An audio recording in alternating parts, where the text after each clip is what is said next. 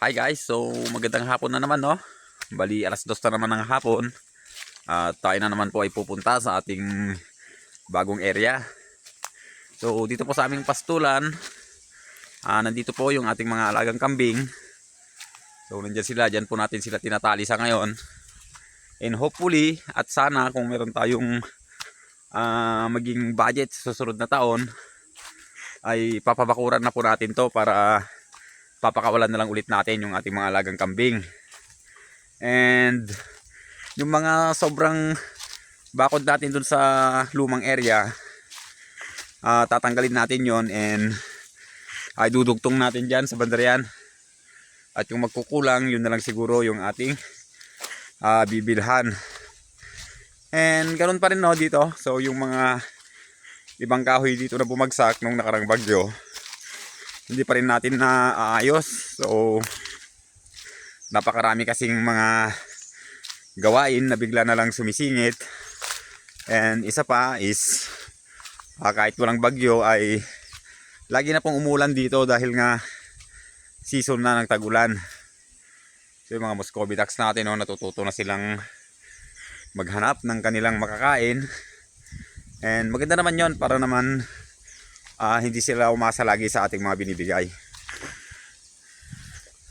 Oh, grabe tong mga nyog natin. Sayang tong mga nyog kung mamamatay. May isa tayong nabuwal na nyog dito, no. Ayun, nasa gitna. So siguradong mamamatay na yan. Ayan, sumampa lang siya dito sa kabilang nyog. And ayun, nagkakarera na naman yung ating mga alaga pababa. Narinig na naman po yung aking golden boys. Ayan, lipad pa yung iba. So nakakatuwa, no. Isa po yan, no, sa nagpapaano sa akin kung bakit patuloy ko pa rin ginagawa yung pagpa-farming, dahil nga po sa mga ganitong eksena. Oo, nakakatuwa. Ang dami na pala nating alaga ulit. And ito na yung mga sisiw na pinakawalan natin nung nakaraan. Hindi ko nabibilang, no. Hindi ko alam kung ano pa rin sila. 16. So, ang dami, no, yung Muscovy ducks natin, no. So yan, nakyat lang tayo. So 5 buwan na pala tayo dito, no. Maalala ko lang. And ito pa lang yung ating mga nagagawa. So yung pinatag natin dito, tapos yung mga pabahay na dyan na humaba na ng humaba. And yung bahay ng tupa natin doon. So gusto ko na rin matapos yung bahay ng tupa. Actually ano na lang yun, yung sidings na lang niya. Pwede na natin ilipat yung ating mga alagang tupa. Tapos tatanggalin ko na rin yung mga gamit doon. At ililipat na talaga natin yung ating mga alagang tupa para naman makakain sila ng ibang damo naman. So dito, nandito yung ating mga cuttings ng Madre de Agua. Pwede na siyang ilipat, kaya lang kulang tayo sa panahon. So sana mabigyan tayo ng mahababang oras na nandito para naman may transplant na rin natin. And ito, kalat-kalat pa rin yung ating ginagawang DIY feeder tsaka waterer ng ating mga alaga. So maganda na rin yun, may mga pinapamigay na kawayan na ganito at pwede nating gawin ng kung ano-ano. So sayang din kasi kung lagi tayong bumibili ng mga feeder, waterer, medyo may kamahalan na rin. So yun yung pabo natin, no. Kumusta, pabo? Dinalhan ko pala yung pabo natin ng Madre de Agua. So ayan, subukan kong pakainin siya ng Madre de Agua dahil yung mga pabo natin ay mahilig talaga sa mga damo-damo. So i-introduce ko sa kanya at sana kung magustuhan niya is lagi natin siyang dadalhan dahil napakaganda po ng Madre de Agua natin dun sa likod ng bahay. So yun po yung mga pinakaunang tinanim ko doon. So ilang piraso yon, nabuhay dati lahat yon, kaya lang nung nasira yung bakod, na-disturb po yung iba and tuluyan na ngang namatay. So ngayon, ano kayang gagawin natin ngayon sa mga oras na to? Dahil kakarating ko lang din So i-check ko muna no yung mga alaga natin na nandito. So ayun, yung may isa tayong mortality dito na ano na Muscovy duck. So ito po yung payat na payat nun. Bali kinulong ko kaninang umaga dahil mahina na. Pero ayun, patay na, so wala tayong magagawa diyan. Ang mangyayari diyan is ililibing na lang natin mamaya. So ito yung mga manok naman natin na galing dun sa unang area. So hindi kasi for breeding to no, pinapataba ko na sila para may dispose na.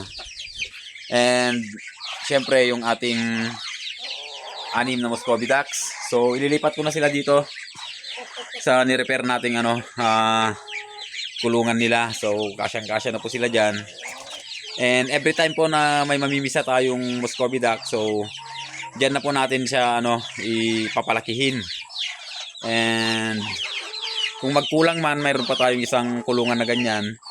Pag dumating yung mga tropa is magpapasama ako.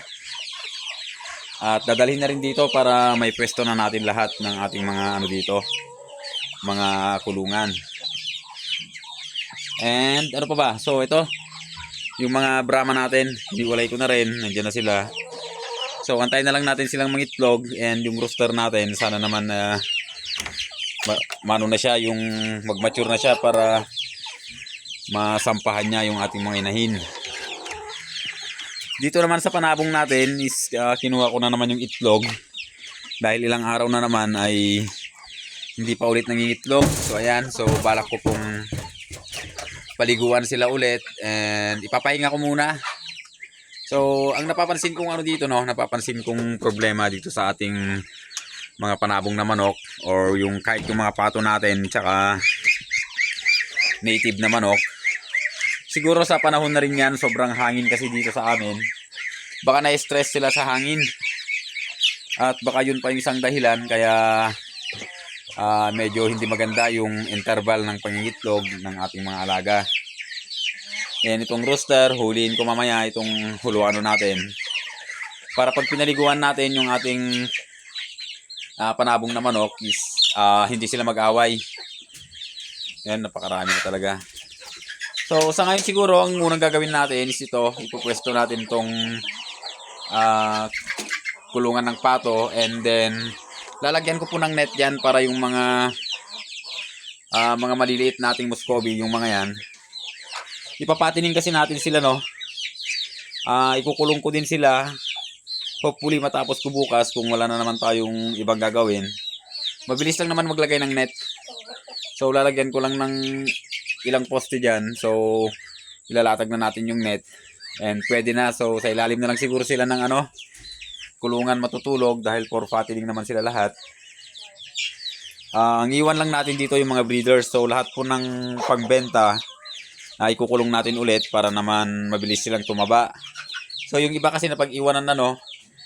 And yun nga, yung isa is siguro hindi ko alam kung naagawan sa patuka or sadyang tinamaan siya ng sakit. Dito naman sa mga native nating manok na maliliit, sanay naman na yata sila dito sa labas. Bali, papabayaan na lang natin na nandito sila para naman makakain-kain din sila ng ibang elements na pwede nilang makuha dyan sa labas. So, ayun. Ganda na ng ating area. And gusto kong umakyat dun sa taas no, dun sa pinakataas na naman nito. So magso-survey kasi tayo no para gumawa ng daan. So unahin ko siguro yung daan sa susunod. So ipapakita na lang natin yan sa ibang video. So sa ngayon yun lang muna at tayo po ay gagawa muna dito ng mga gawain.